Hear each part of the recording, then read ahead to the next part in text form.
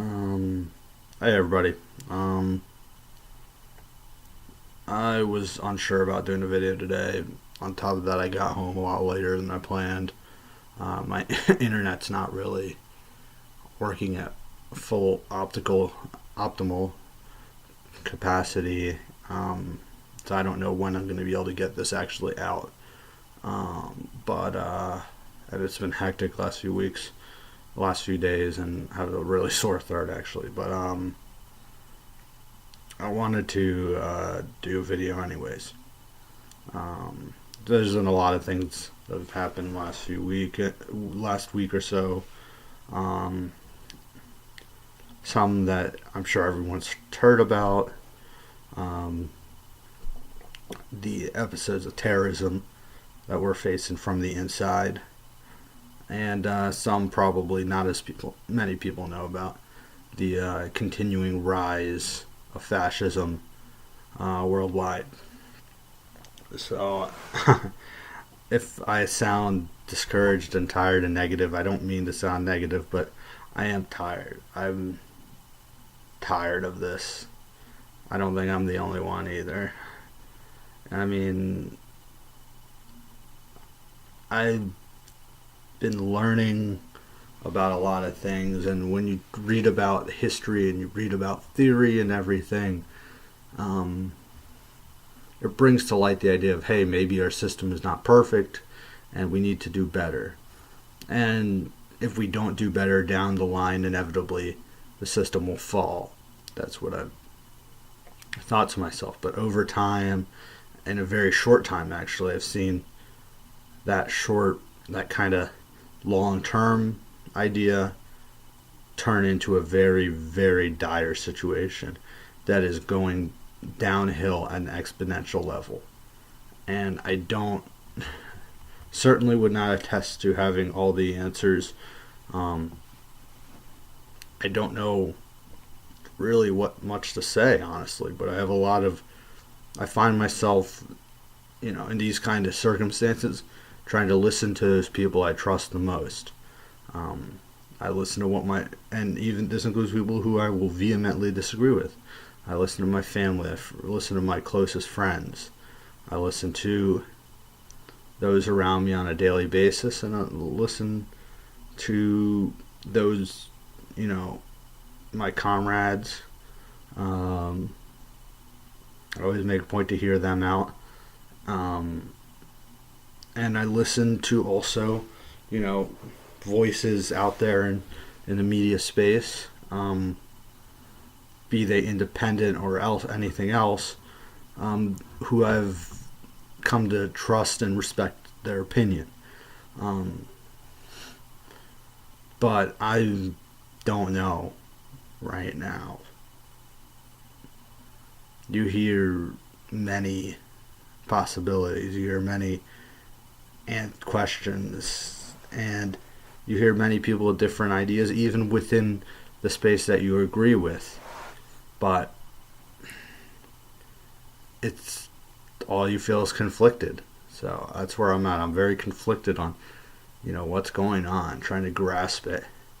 I had a couple hours without my phone this evening at the mall, and I was just walking around, and it's a unique situation nowadays, which maybe is a comment on myself and society as a whole, the fact that this is a big deal, but it was just allowed me just to think. And you look around at the people and around you, and they seem fine, they seem happy, but there's an underbelly, there's a fear, there's a lot of people fighting anxiety attacks, who are just emotionally distressed.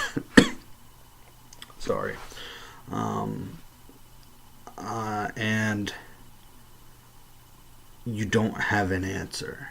You see I was at the mall, and I see young and old, people from many races, people from many countries, I'm sure many religions, different sexual orientations. I could keep going and going. And we're all, just enjoying their time with their families, and they're all just living. And at the same time, I'm thinking, someone can come in here and kill us all. And that is not indicative of a society that is healthy. That is not indicative of a society that's functioning properly. Um, and as we've seen, there is a force coming up. Now, is it all political? Is it all ideological? Absolutely not. I mean, a lot of it is just, a lot of it could come down to, we have a lot of guns. A lot of it could come down to we have many other issues in society. So I certainly would not say it's all political or even most of it's political. But the bottom line is there is a rising political force. And I just feel like after all these incidents, there's nothing going on other than a misdiagnosis when you hear in the mass media, when you hear people talk and en masse about this. It's all about we need to, come to the center. We need to find areas for agreements and get along. I think that's a natural reaction. I think it's a reaction everybody would like. It's a reaction I would like. I am a natural compromiser. That's what I am. I'm naturally very pragmatic. Certainly, violence is a no-go for me. I always say, I've probably said it 30,000 times in the last couple of days. If a fight breaks out, I'm probably the first one to go down. It's not what I want. And frankly, what's been happening is just genuinely terrifying. And so I'm going to talk a little bit about that. I don't know how long it's going to go.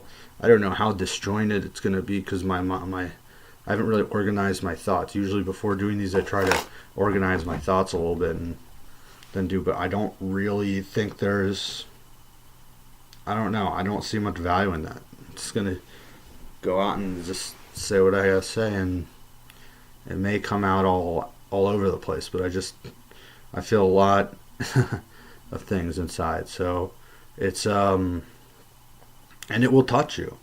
These kind of, if it hasn't hit you already personally, it will. I already know in Pittsburgh a friend, not living there now, but a very, very close friend who had one of the deceased in Pittsburgh knew their family. So the degrees of separation are shrinking. We want to think that we will never be touched by these situations, and I would say I've been very lucky in that regard, that I really haven't. But it should go beyond that level. I mean, all humans, all of us are brothers and sisters. We're all, supposed to be in it for each other, and it's not happening, and it never has, to be fair. But we have to understand that what we're doing isn't working. Okay, and talking about, there's this level of both sidism, this level of, we're getting too extreme on both ends, and we need to just come together. It's not a reflection of reality. It's not. And I'm just tired of everything. I'm tired of having to think about is today when I wake up, they're going to be shootings, there are going to be these things and that things. And a lot of it is because society has accepted that. Society has said, this is okay, we don't need to do anything about it. In the same fashion as in global warming, we've, as a society, accepted that, it's going to happen, but we're going to keep doing what we're going to do until it's too late. And that has to stop. It has to stop, and it has to stop now. And talking about, both sides are extreme and need to come to the center, will not do that. The center has collapsed. The center is gone. All right? There was a time in the past there are times in the past that happened even within American history. You think of FDR and the fact that the reforms he did actually, in a sense, saved capitalism when you think about it. And look, credit to him in that time. I'm not saying I would agree with keeping capitalism, but at the same time, it had value. Like, it was able to stabilize things, and people were like, okay, we're good. And they didn't, and not everything collapsed. And my apprehension is well, of course, I would like to see a change of system. At the same time, I don't want to. I hate to see harm to people, and the level of sacrifice right now, the way things are accelerating, the level of innocents who are being hurt is devastating. And back to my main point, this is not talking about both sides. Trying to reason with certain people is not going to work. Meet the Press should not have Eric Erickson on. MSNBC, the supposed liberal democratic network, should not have a protector of fascists, a protector of violent killers like Hugh Hewitt on. By the way, this motherfucker, I don't know how he's even on TV when he probably has 4 people watch his motherfucking show. I mean, honestly, probably less people watch his stuff than watch my videos. Like 2 people watch my videos, so that should tell you something. I mean, and that point I'm getting at is the powers that be want it to be this way. Now, eventually, their foolishness will probably lead to the fall of the system anyways, but they are seemingly content to play this both sides game, to say, you know, when a neo-Nazi goes in and guns down a whole bunch of innocent people just because of their religion in Pittsburgh, or someone in Kentucky or Tennessee, I think it was Tennessee, but I don't remember exactly, guns down 2 people because of the color of their skin, or if someone is sending bombs at people because they provided, you know, dissent, opposition to the ruler of a country. This is rising, and what we've decided to do is give these people a platform, give these people, you know, glitzy profiles, you know, puff pieces on, you know, the cover of the New York Times, or, you know, other magazines. We want to talk about them being non-controversial, and we're doing it to other countries too. In Brazil, we see Jair Bolsonaro, I don't know if I got that right, a fascist military dictator supporting homophobic, racist,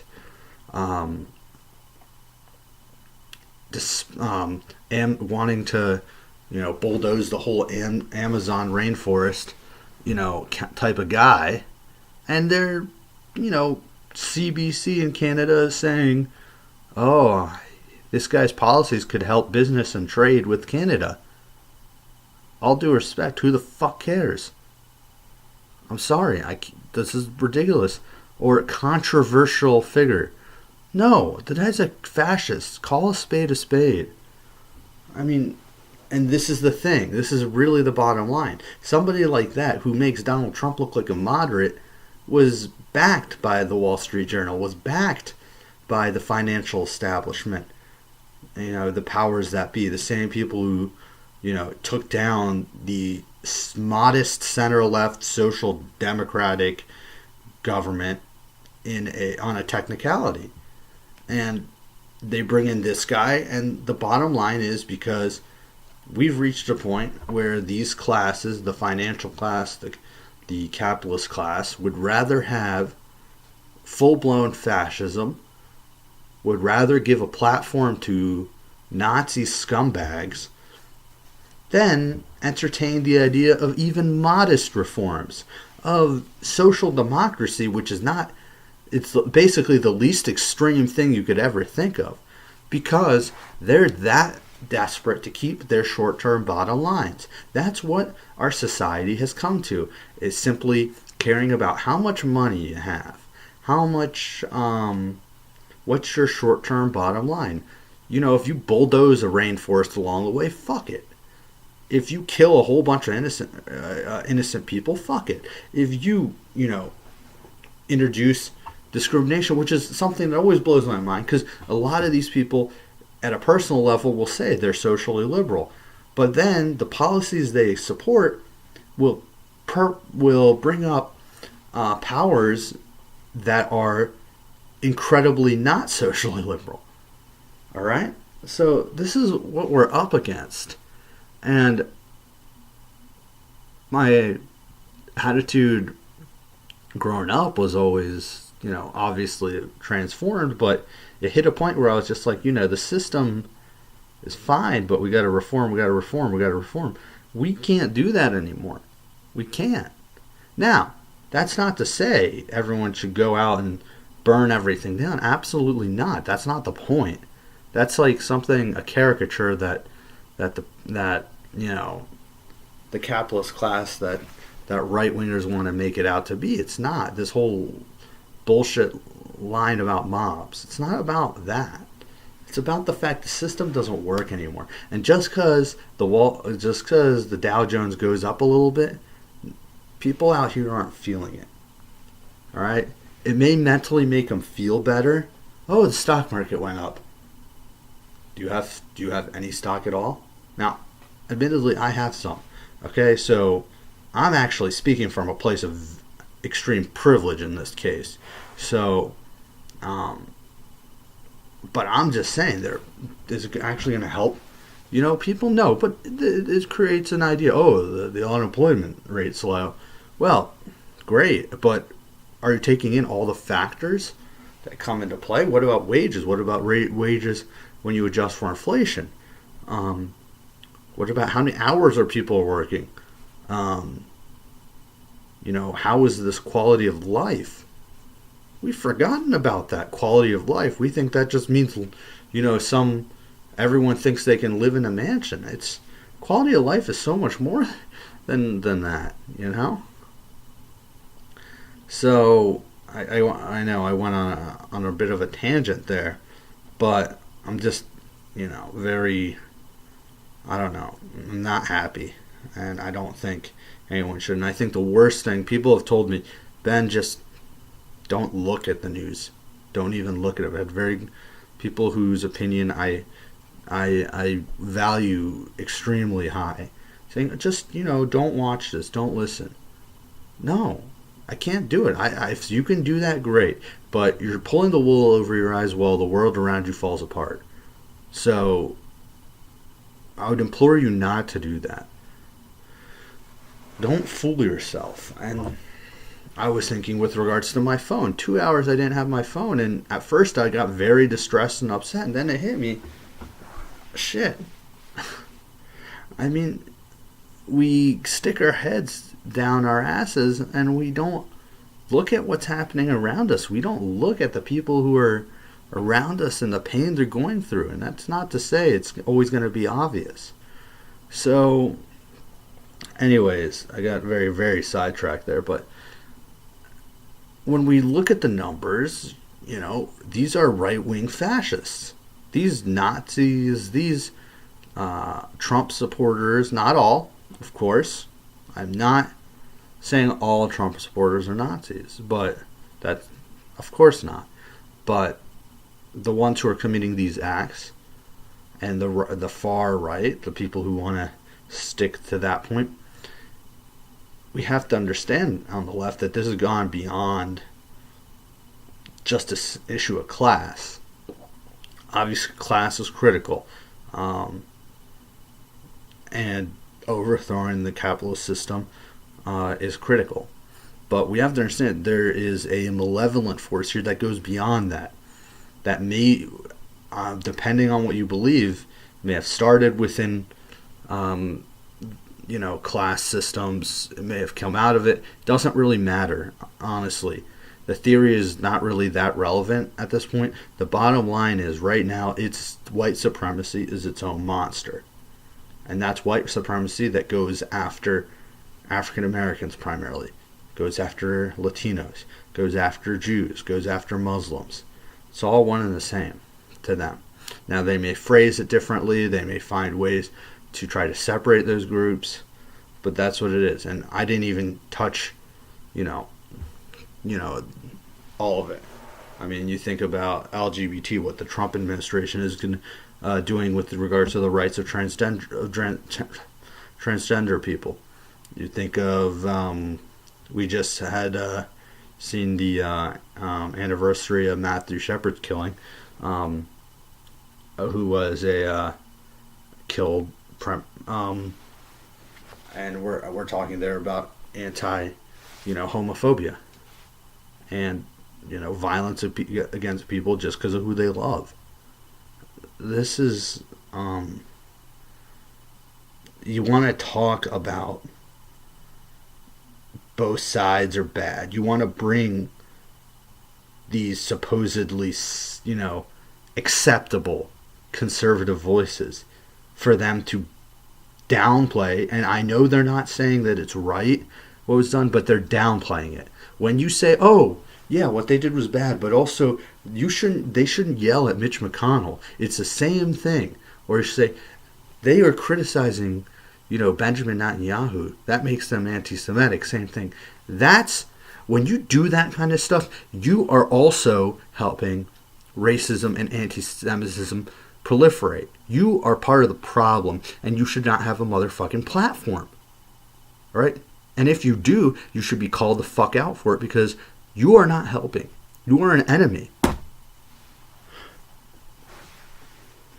Just because somebody has a suit and talks nice, that does not make them your friend.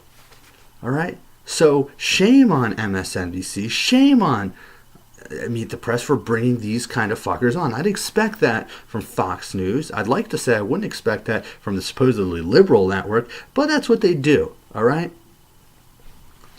So, I mean, when you allow them to say this stuff, you're saying it's okay to have this opinion. You're saying this fits within the Overton window, and you're saying that by doing that, when you don't unconditionally oppose these kind of acts and you try to couch it, then you are, whether you're supporting it or not is relevant, because you are propping it up.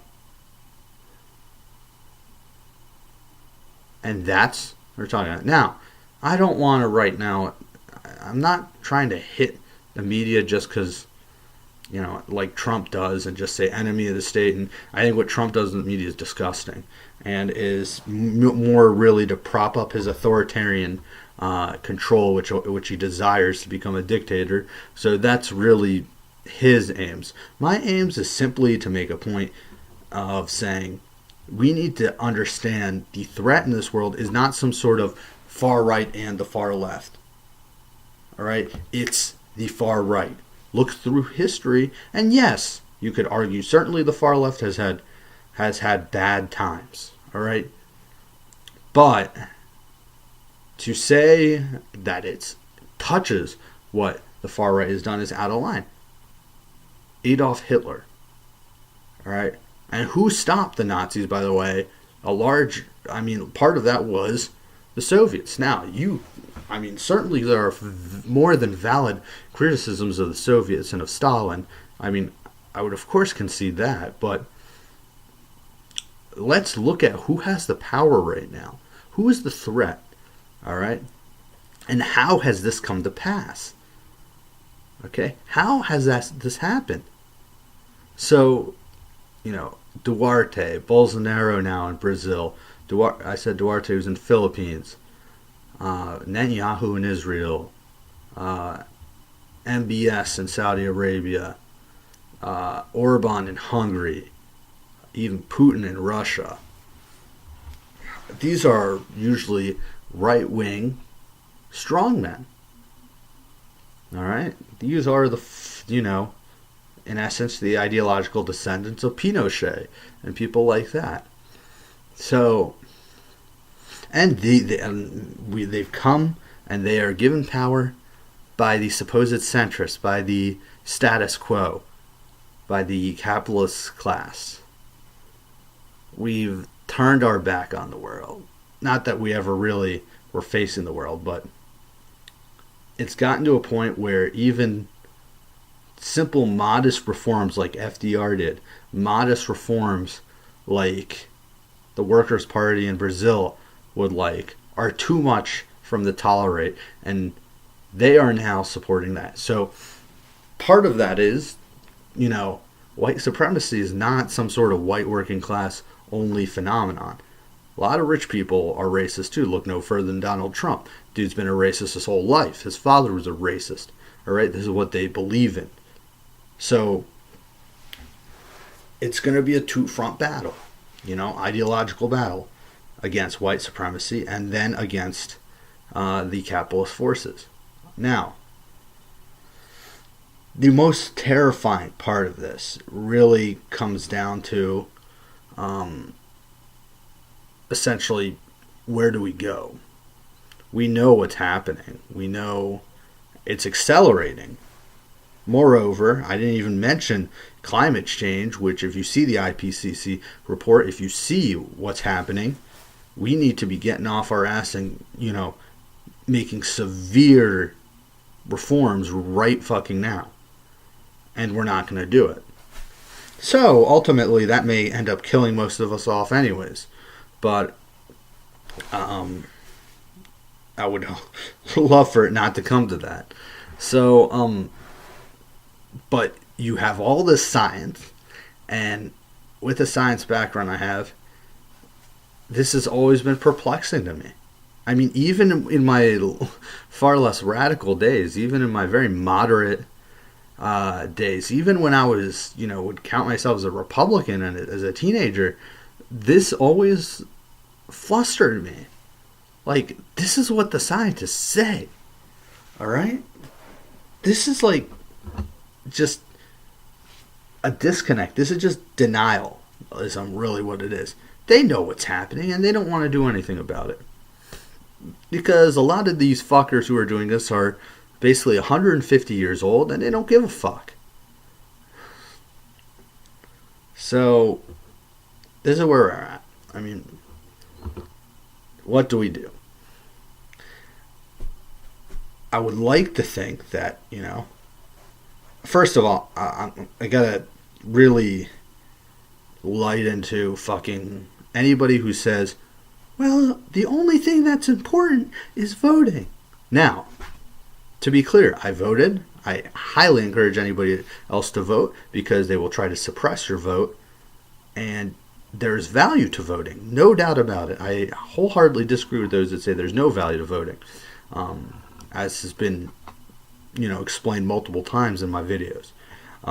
So this is not to say we shouldn't vote. And I voted a straight Democratic Party ticket in Pennsylvania. I had a competitive congressional race. I mean, the governor's race and the Senate race, everything's there. So I would highly implore you to go and vote a straight Democrat ticket, unless you're, being in Baltimore, there are some good Green candidates, and you don't have to worry about a Republican winning those seats. So go as left as you can.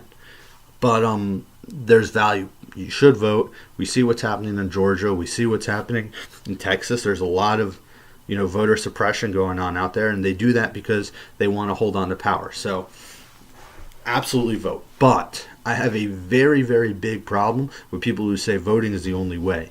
The only way. And, you see a lot of politicians and a lot of, status quo establishment folks say, you don't get, and even Obama has done it a little bit with that kind of apathy shaming. Like, you got to give people a reason to vote. But that's not the end of the day. So, yeah, vote. But don't say that voting is the only thing that matters. Don't say that the outrage, the organization, or the protests don't matter, because that's bullshit. That is a lie, and you are not helping. You are, in fact, hurting the cause, and you are also helping the fascists. You are also helping these right-wing forces when you do that.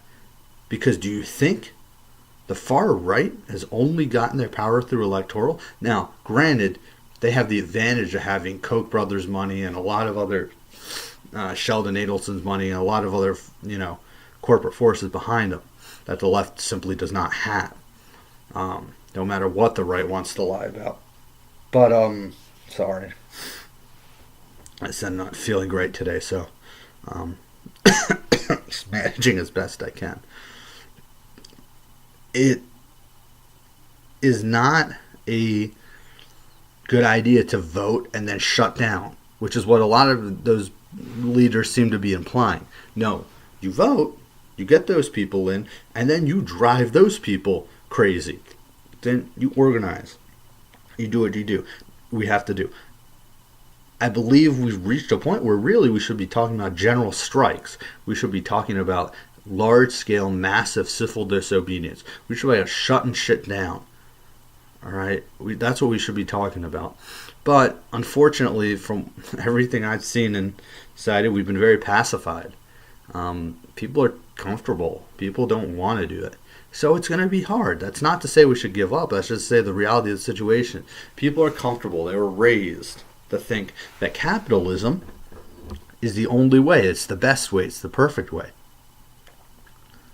Like in the 1200s, they thought feudalism was the best way. Like going down the line, you know, we always think this is the best way. This is the best way, you know.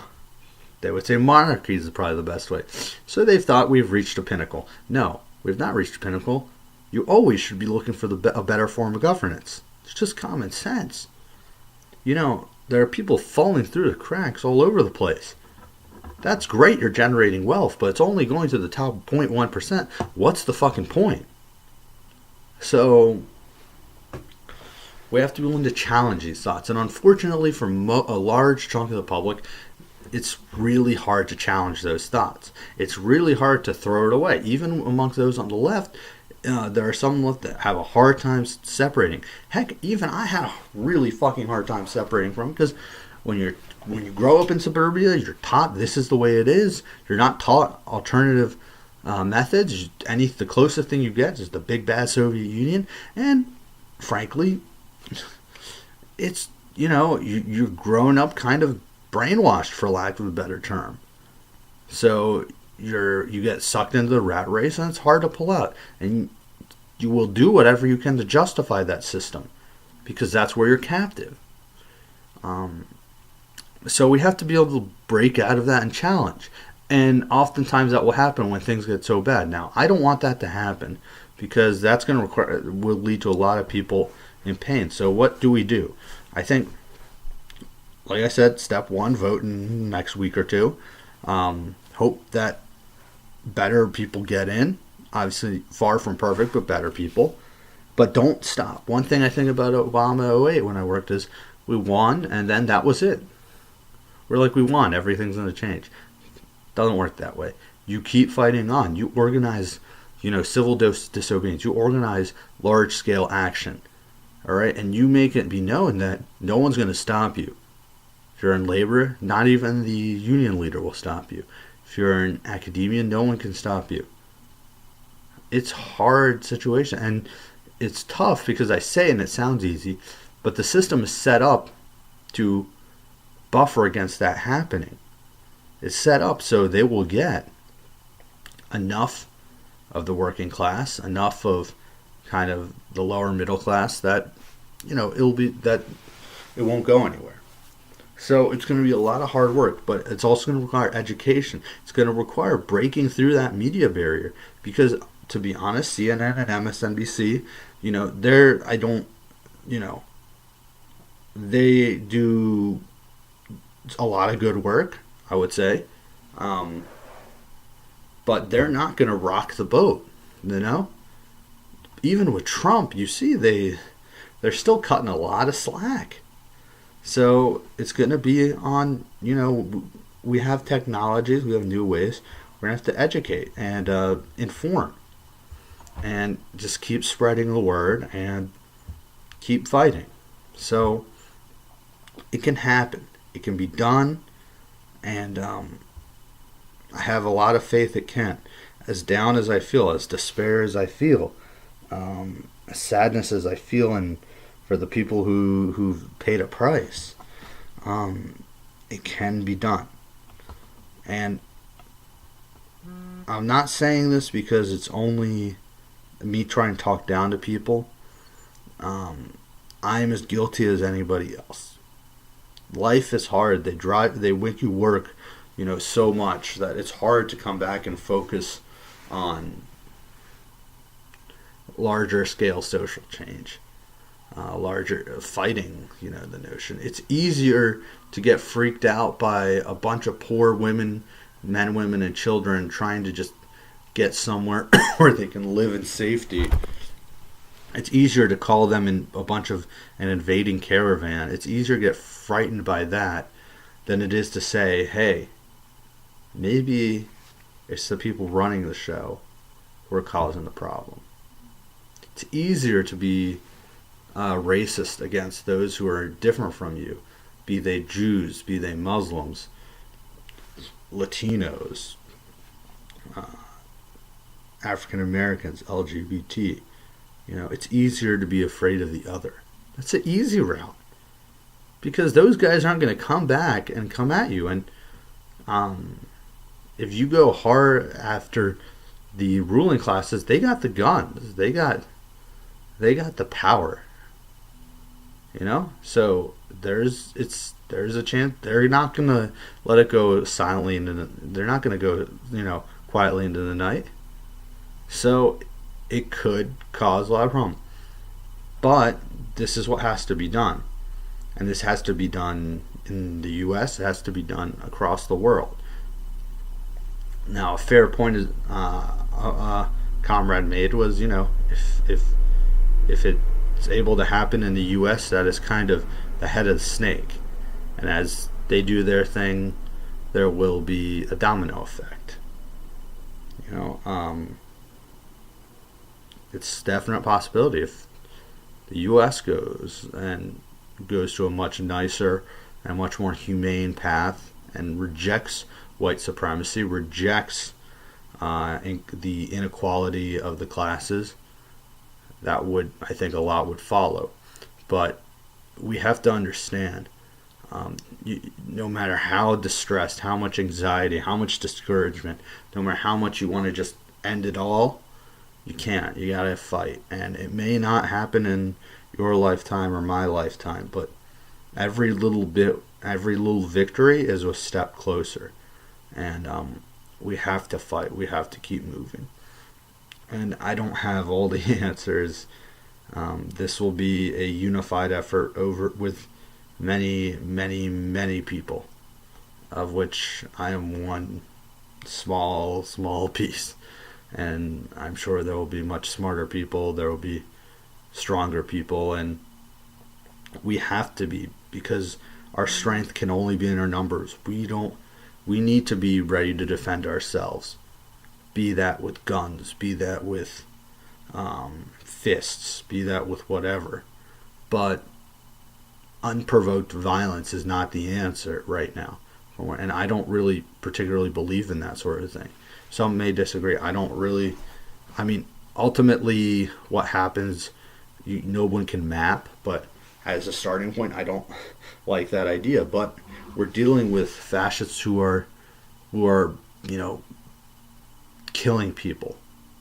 I think of Charlottesville and Heather Heyer. I think of what happens in a Quebec mosque. I think about what happens in a synagogue in Pittsburgh. I think about what's happening in our mailboxes. I think about what happens in a Kroger's in Kentucky. I think about countless incidents like this that the right wing has perpetrated, roving mobs in New York City, what they've been doing in the Pacific Northwest. All right? And you want to talk to me about a little bit of yelling that Ted Cruz is the same fucking deal? Fuck you. Fuck you, Hugh Hewitt. Fuck you, Eric Erickson. By the way, what the fuck is with fucking right-wingers and their weird-ass names? Eric Erickson? That's not your real fucking name. Hugh Hewitt? I don't call myself Ben Bennett. Fucking. Anyways, that's an aside. Just struck me as very odd. But reject the both sidisms. Look, no one's saying everyone on the left are saints. There are, we're not perfect. But there is no moral equivalence, rest assured. Yelling at someone because they're taking away your right to vote, because they are taking away your health care, because they are taking your money and giving it to the rich, yelling at that person at a restaurant may be a little bit rude, but it ain't violence. That's a lot different than having a car drive through a crowd. That's a lot different than sending letter bombs, pipe bombs in the mail. That's a lot different than shooting people up because of the color of their skin or the religion that they, the God they worship, the religion they believe in. All right, this isn't a hard one. It is really, I'm baffled why we can't get around it and we have to talk in some sort of the right is too far right and left. It's not an equivalence. It is not an equivalence. It was not an equivalence. And when you say there's an equivalence, you are supporting the fascists. You think about those who were agnostic on the Nazis. How do we look at them today? Very harshly, don't we? I think about what Martin Luther King said, Dr. Martin Luther King said about the white moderate. You know, always pledging incrementalism, always saying, well, you know, but you did this, but you didn't that. Sorry, I don't know why I went into a Jordan Peterson voice. But, think. Nuance. Think about this. It's not hard to understand. I'm not a particularly smart person. If I can get it, most of you guys can fucking get it. Alright? Killing on the right. And just yelling at people on the left because you're not giving health care, because you're hurting people, working people. I'd say keep yelling. Alright? As long as it's not physical, keep on making them uncomfortable. That's the essence of what's supposed to be democracy. That's the First Amendment. You want to talk about comparing that to going into a synagogue and gunning down a bunch of old people? What the fuck is that? It's fucking ridiculous. And you want to talk about in Brazil? Oh, you know, a fucking fascist? Look at his words, not anyone else's. Look at what he says. And you say, look at what he's been reported to believe in. All right? And you want to say that's controversial. You want to say that is, you know, okay. You want to say it's okay that Trump calls him and talks nice? Fine. But you want to say that's good for business? Man, who gives a fuck about business when we're talking about people's lives? You know, if they bulldoze the motherfucking Amazon rainforest, how much, you know, oxygen that accounts for? So, that's it. You know? We gotta be smarter than that. But we're not. We just play the goddamn game, and this is what we do. No more. No more. The old rules don't apply anymore. We have to stand up. We have to let it be known. And they're going to come at us with swords and clubs and whatever. Let them come. Let them come. All right. Anyways, have a good night. Hopefully we get a few peaceful days along the way.